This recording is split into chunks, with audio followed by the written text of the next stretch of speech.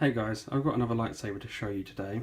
In this video I'll be showing you a customised ForceFX Obi-Wan Kenobi lightsaber. Now this started off life as one of the removable blades Hasbro ForceFX lightsabers that were in production a few years ago. I bought one and I stripped it out of the electronics and to make it into a display piece, which you see here.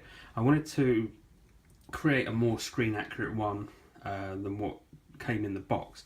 Now I have a picture here of what the Hasbro ForceFX Obi-Wan look like, and for those who know their lightsabers, you'll know that its structure, its anatomy, if you'd like to call it that, is completely wrong.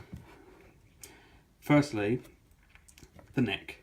The neck is completely, it's far too fat, but this is to accommodate the blade in the ForceFX lightsaber when you unscrew the cap and put it in. There's also a few other differences. This is based on the Revenge of the Sith prop, but I wanted to change it so it looks more like the A New Hope prop.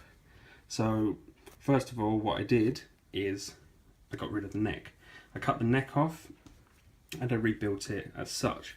I wanted to basically have the thin neck, the wind vane section of the grenade section.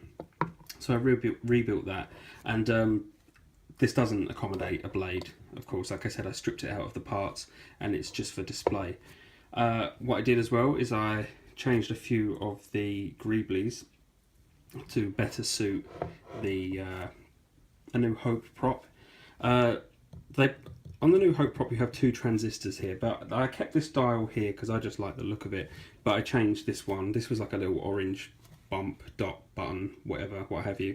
Changed it into so it more suits the transistor. The lightsaber also came with what's basically like a circuitry card that's here. It's gold, but I wanted to go for the classic bubble strip display, which I made myself and put on here. This is obviously not a graphics clamp on here, but to make it look even remotely like a graphics clamp, I put this little bit on here just to sort of represent the lever arm. I then weathered it all over. I took files to this and just sort of like roughed up the edges and weathered the sort of emitter flange and along the neck. But I also created a crystal chamber for this one as well. Twist and slide open, and here inside we have the crystal chamber. It's a pretty simplistic design. There's a quartz crystal inside it which I coloured blue, and I created these two kind of like sliding struts so that the mechanism would slide and then twist, unlock, close.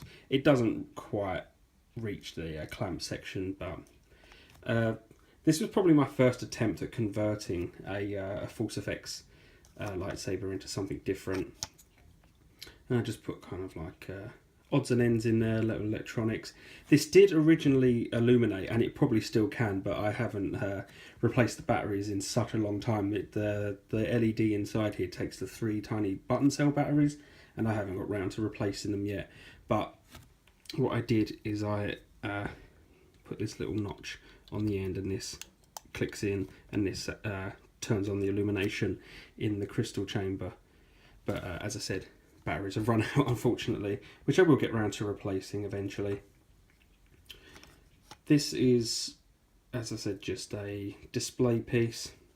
Just wanted to try something different, and I like how it came out. This I built this a few, I think early last year actually, is when I started modifying and customizing it to better match the prop from A New Hope.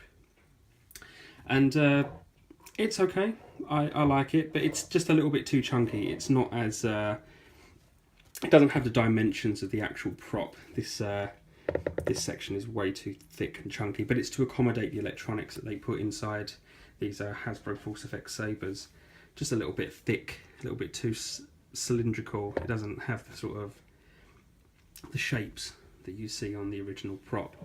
But I'm very pleased with how the neck came out. This was just built from just a few different metal parts really. There wasn't really too much effort behind it. I used quick steel to attach this metal rod here to the grenade section filed it down and repainted this whole section before filing it and making it look old. I didn't want to go for the kind of copper tones here either. I wanted to have it match the original New Hope prop as best as possible. Probably my favourite part of the of it all, other than the internals, is the bubble strip. This was created using a very simple method of these little plastic rubber nubs that you get, that you put on cupboard doors to stop them from slamming into other surfaces. Of course, I couldn't get hold of original bubble strip or even a replica, so these did quite nicely. I did take the sort of belt clip cover text style knob, whatever you want to call it, off of this. It used to be here, there's a hole now. Don't really have the means to drill a hole in this. This is far too shallow to drill, to put a D-ring into it. But let's say I did, it would be suitable for cosplay and wearing with a costume. The crystal chamber grenade section locks tight enough that it won't slip open, even if it was sort of dangling off of a belt.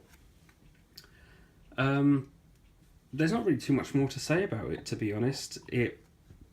It's sort of like a hybrid almost between the just imagine the stages between Obi-Wan Kenobi's lightsaber going from the Revenge of the Sith version to a New Hope version. He was living on Tatooine for quite a while, so I assumed that he had difficulty sourcing parts to maintain his lightsaber, to do maintenance on it, and of course the sand and the harsh environment of Tatooine would have weathered his lightsaber considerably.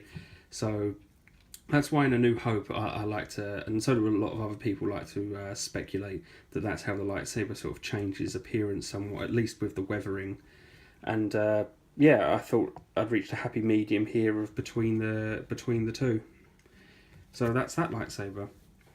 Thank you for watching my video. Please like, comment or subscribe. Any feedback is appreciated. If you'd like to see more pictures of this or my expanded collection of lightsabers, including projects that I've worked on in the past, please follow me on Instagram. I'll leave a link in the description section. And thank you and goodbye.